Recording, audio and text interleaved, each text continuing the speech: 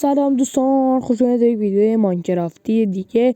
امروز قرار آموزش ساخت خونه مخفی رو بهتون بدم که توی ماینکرافت بتونید یک خونه مخفی داشته باشید. میرید داخل درخت و دیگه خودتون خوب نگاه گوشی کنید ببینید من چه کار میکنم و چه چیزهایی میذارم و چطوری مخفیش میکنم و دیگه خودتون میتونید داخلش خیلی بزرگ کنید و دیگه واسه خودتون برید تمام وسایلاتون رو بذارید داخلش و رفیقاتون رو گل بزنید و کلی وسایل بذارید داخلش.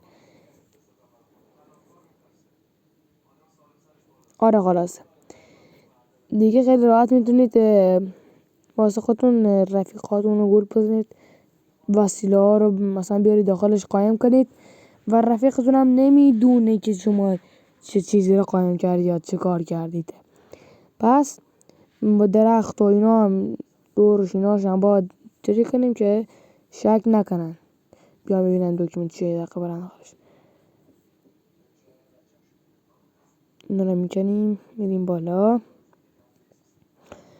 اینجا اینا میزنیم دیگه داخلشون میتونید خیلی بزرگ کنید تو تزیینش کنید تو خیلی راحت بیاد بالا و بیاد بیرون دیگه خیلی راحت. از این ویدیو خیلی خوشتون باشه تا یه ویدیو دیگه. خدا نگهدار.